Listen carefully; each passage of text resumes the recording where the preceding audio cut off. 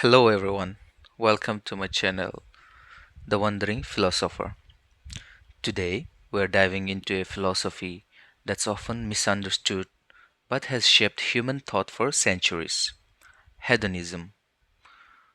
What comes to your mind when you hear the word hedonism?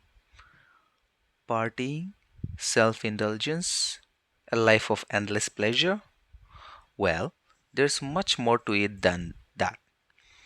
In this video, we'll explore what hedonism really means, its origins, its various forms, and how it still influences our lives today. Let's get started. Hedonism comes from the Greek word hedon, which means pleasure. It's a school of thought that argues that pleasure or the absence of pain is the highest good in life.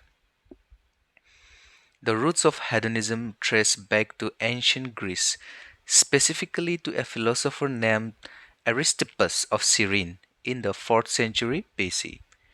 Aristippus believed that the purpose of life was to maximize individual pleasure, and he encouraged people to enjoy life's simple immediate joys. Later, Epicurus, another famous philosopher, refined this idea. Unlike Aristippus, Epicurus emphasized long term pleasure and the avoidance of pain. He believed that true pleasure comes from moderation, inner peace, and the absence of fear, particularly fear of death.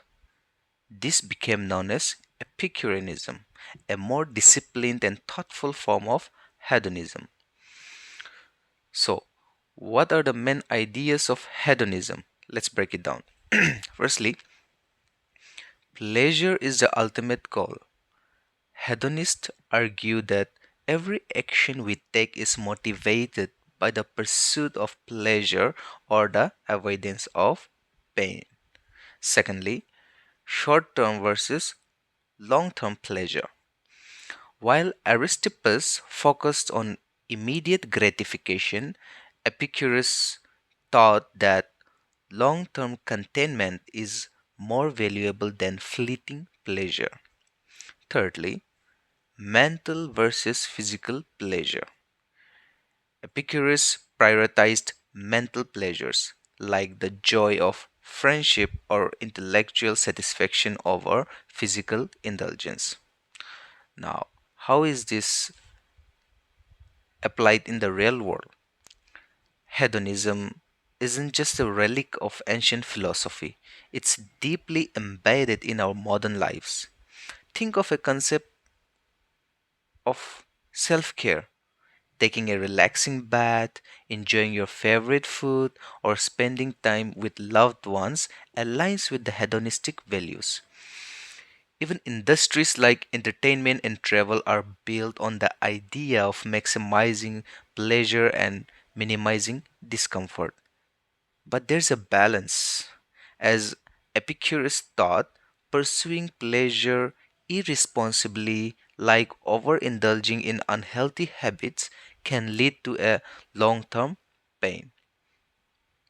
Now, unlike any other philosophy, there's also criticism and misconception about hedonism. Of course, hedonism has its critics. Some argue that it promotes selfishness or short term thinking. Others point out that life isn't always about pleasure, there's value in sacrifice, duty, and even suffering. Religious and moral traditions often challenge hedonism, emphasizing virtues like selflessness and discipline. But remember, not all hedonists advocate for reckless indulgence. Philosophers like Epicurus focused on living a balanced and thoughtful life. So, what can we take away from hedonism? It's a reminder to embrace joy and minimize unnecessary suffering, but also to think critically about the kind of pleasure we pursue. What do you think? Is hedonism a philosophy we should live by, or does it need to be tempered with other values? Let me know what your thoughts are in the comments below. If you enjoyed this video, don't forget to like, subscribe, and share it with friends. And stay tuned for more fascinating explorations of philosophy and schools of thought. Until next time, keep thinking, stay curious. Bye.